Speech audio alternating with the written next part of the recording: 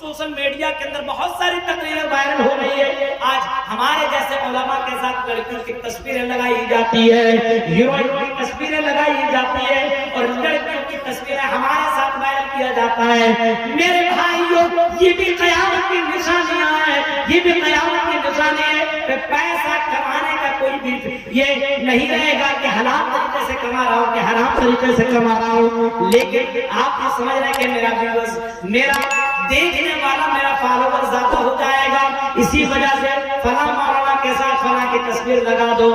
ایک نبی کسی نے وائرل کیا, مولانا جرجیس رہا ہو گئے.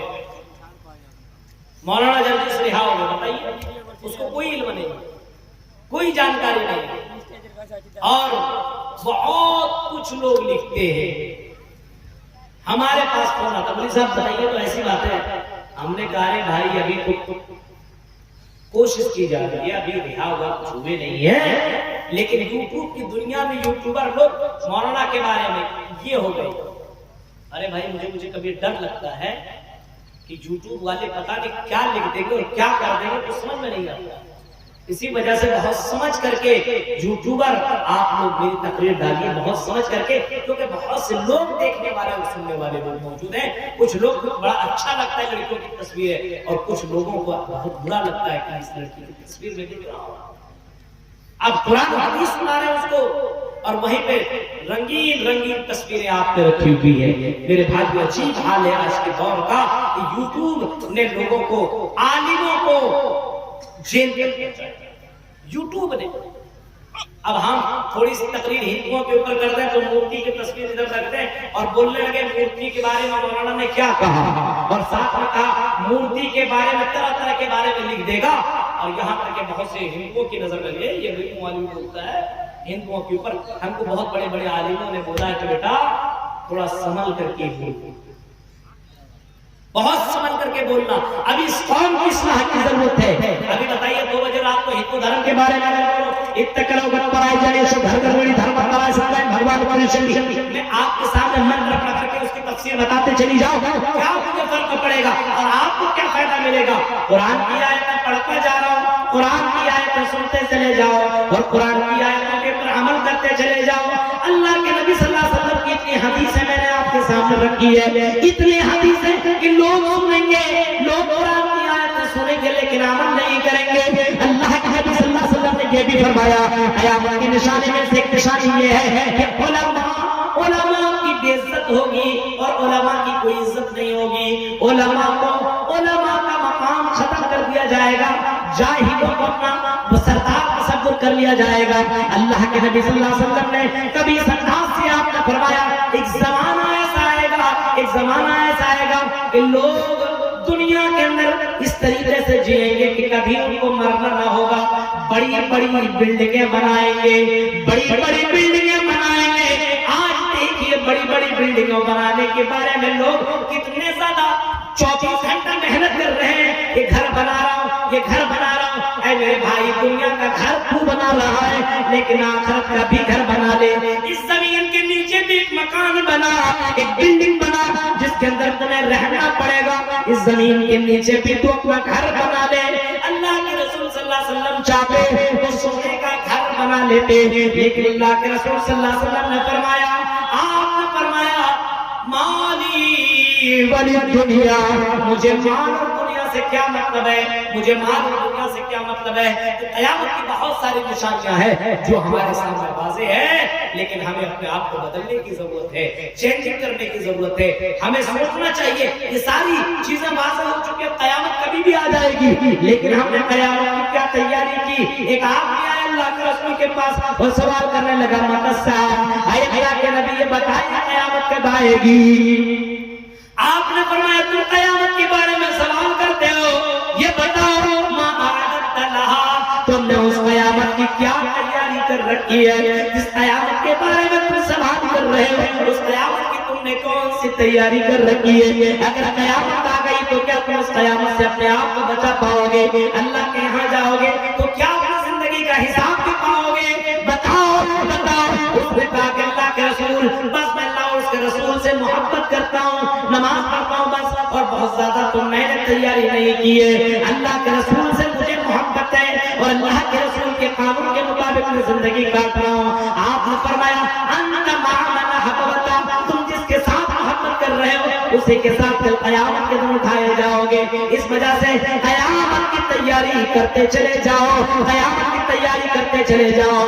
میرے بھائیوں کب مر جاؤ گے اس خبر میں چل جاؤ گے، کب سڑ جاؤ گے گل جاؤ گے کوئی نہیں جانتا. کب ہماری موت ہوگی اتنے دور کی مسافت طے کرنے کے بعد، سفر کرنے کے بعد آپ تک پہنچتا ہوں، یہ دعائیں پڑھ کر کے نکلتا ہوں کہ اللہ تو ہی میرا مددگار ہے. میں اپنے بیوی بچے کو چھوڑ کر کے نکل رہا ہوں.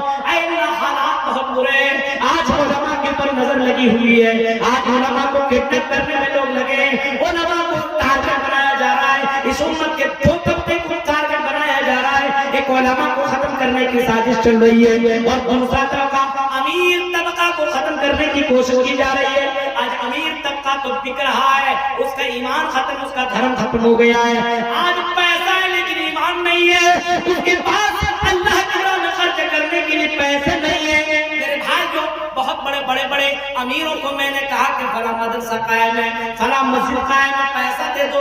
بعض مسندین نے مجھے یہاں پہ بتایا کہ بڑے امیر لوگ جب ان کے پاس چندہ کرنے کے لیے جاتے ہیں تو مجھے فقیر سمجھتے ہیں اور ٹائم پہ ٹائم دیتے چلے جاتے ہیں. عصر میں آنا، مغرب میں آنا، ظہر میں آنا، کل آنا، پرسوں آنا، دوڑا کر کے پریشان کر دیتے. تب آ کر کے کسی طریقے سے 1-2 ہزار کی رسید کٹواتے ہیں. بہت بڑا امیر ہے لیکن ایسا لگتا ہے کہ بہت بڑا احسان کر رہا ہے، اس کے اوپر تو زکات فرض ہے. یہ تو آپ مولویوں کے احسان مانیے کہ یہ علماء تمہارے پاس پہنچ رہے ہیں، یہ احسان مانیے علماء کا کہ تمہارے پاس چندہ لینے کے لیے پہنچ رہے ہیں، ورنہ چندہ دینے کے لیے آپ کو آنا چاہیے. یہ ہونا چاہیے تھا. آج امیر لوگ کا ایمان ختم ہو چکا ہے، اپنے آپ پیسہ ہے تو سمجھتا بہت کچھ میرے پاس ہے. تم سے بڑے رئیس تو کیا مل آئے. کبھی آپ قارون کو بھی پڑھ لینا. قرآن میں قارون کا ذکر کیوں کیا گیا ہے؟ قرآن میں قارون کا ذکر ہے کہ قارون کو اللہ تعالیٰ نے اتنا خزانہ دیا تھا، اتنی دولت دی تھی، اتنی دولت دی تھی، اتنا خزانہ دیا تھا، اتنا خزانہ دیا تھا بہت زیادہ، یہاں تک کہ اس کے خزانے کی چابیاں کئی ملکوں میں لاد کر کے لوگ لے جایا کرتے تھے. لیکن اس قارون کے اندر گھمنڈ آ گیا، تکبر آ گیا. اس نے کہا کہ میں اپنے علم کے بلبوتے پہ میں نے یہ دولت حاصل کی ہے، اس میں اللہ کا کوئی ہاتھ نہیں ہے. کیوں؟ یہ میں نے اپنے علم کے بلبوتے پہ میں نے یہ دولت حاصل کی ہے. فخرانہ انداز میں وہ زمین پہ چلتا تھا، تکبر انداز میں وہ زمین پہ چلتا تھا. اللہ تعالیٰ کو یہ بات برداشت نہ ہوئی کہ کوئی بھی بندہ دولت کے اوپر فخر کرے، تکبر کرے اور اللہ کا مقام نہ دے. اللہ تعالیٰ نے اس قارون کو، اس خزانے کو اللہ تعالیٰ نے زمین میں دھسا دیا. فخسفنا به وبداره الارض، اللہ تعالیٰ نے زمین کے اندر اس کو اور اس کے خزانے کو زمین کے اندر دھسا دیا. اے امیر لوگوں، تمہیں اپنی اس امیری پہ، تمہیں اس دولت پر بڑا فخر ہے.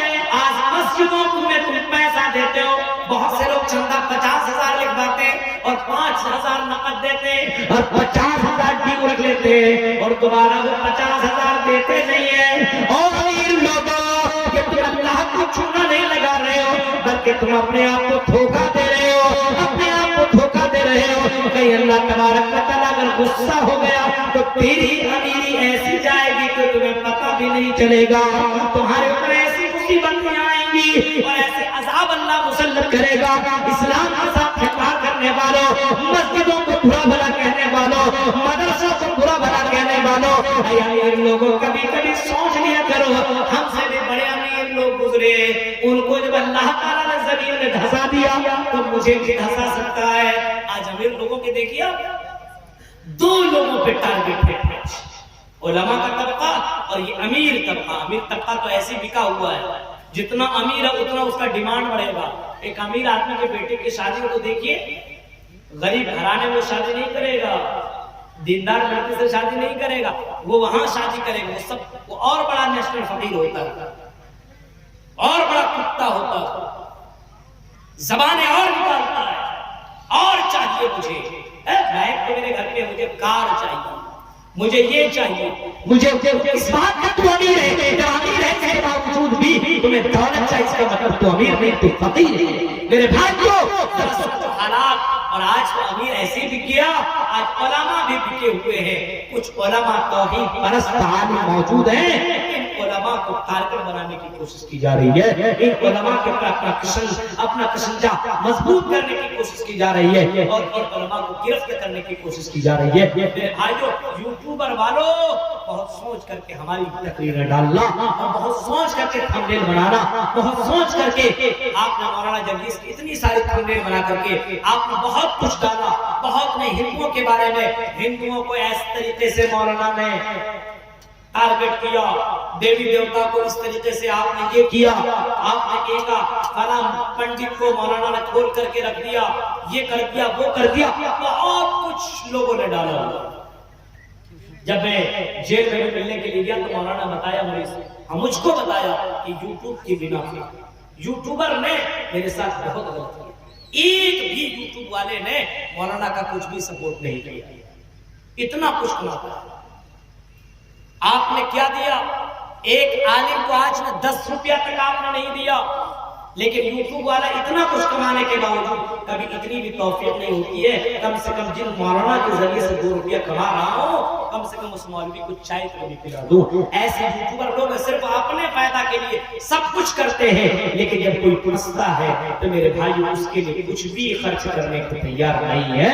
आज हालात ये है मेरे भाइयों, आप कमाइए जरूर, अल्लाह करे आप अमीर और बहुत बड़े पैसे वाले बन जाएं, मैं दुआ करता हूं, लेकिन मेरे भाइयों आप कदम फूंक करके रखिए। आपकी एक हरकत मुझे भी जेल में डाल सकती है, मुझे भी कहीं नहीं पहुंचा सकती है। इस वजह से बहुत सोच समझ करके यूट्यूबर वालों आप लोग मेरी तकरीर डालिएगा। बहुत सोच समझ करके उलमा को टारगेट बनाया जा रहा है। जो आलिम ज्यादा फेमस हो रहा है, उन आलिमों के पैर को काटने और उसके कतरने में और कैंची से काटने में लगे हुए हैं, उलमा लगे हैं। आज के दौर के आलिम का दुश्मन बना हुआ है, इस दौर की हुकूमत भी दुश्मन बनी हुई है। इस वजह से मेरे भाइयों, क़यामत की निशानी है तो उलमा को तरजीह नहीं दी जाएगी। हक आलिम, अच्छे आलिम दुनिया में कम होंगे और जो अल्लाह अल्लाह अल्लाह और फूंक करके खाने वाले और फातिया करके खाने वाले मौलवी बहुत ज्यादा मिलेंगे। ताबीज दे करके, ताबीज आज तक मैंने किसी को ताबीज नहीं दी, तो ताबीज से क्या होगा मैं उसको बताता हूँ। कुरान की आयतें पढ़ लो, ये आयतें पढ़ लो, उन आयतों की पढ़ करके दम कर लो, तो हो सकता है अल्लाह ताला ये मुसीबतें तेरी दूर कर दे। लेकिन ताबीज देने वाले बहुत से मौलवी मिलेंगे, बहुत से मौलवी मिलेंगे। मेरे भाई ऐसे मौलवी नहीं चाहिए।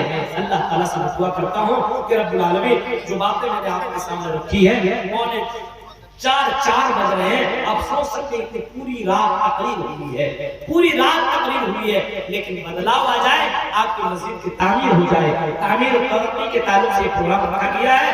ताउन कीजिए मेरे भाइयों, जिंदगी की कोई गारंटी नहीं है, मर जाएंगे, पैसा रखा रह जाएगा, दौलत में पड़ी की पड़ी रह जाएगी।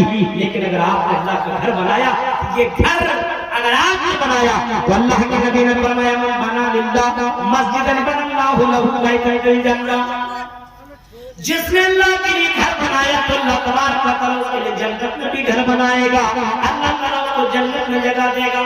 अगर आप एक ईंट लगा सकते हो तो एक ईंट का पैसा दो, अगर आप एक पंखा खाने की ताकत है तो पंखा दो, अगर आपके पास एक जाय नमाज देने की ताकत है तो जाय नमाज दे दो, आपके पास बालू देने की, सीमेंट देने की ताकत है तो पूरा हिस्सा लो मेरे भाइयों, क्योंकि यही मरने के बाद आपको काम आएगा, यही मरने के बाद काम आएगा।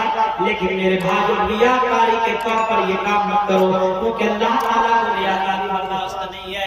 ये चंद बातें थी जो मैंने आपके सामने रखी है। क़यामत की ये सब निशानियां हैं जो वाज़ेह हो चुकी है, अब क़यामत आने वाली है। उससे पहले अपने आप की तैयारी कर लो, अपने कब्र को खूबसूरत बनाने के चक्कर में लग जाओ। अल्लाह से दुआ करो कि रब्बुल आलमीन जब तक तो हमें जिंदा अल्लाह इन फितनों से हमें महफूज अता फरमा, इन फितनों से महफूज अता फरमा।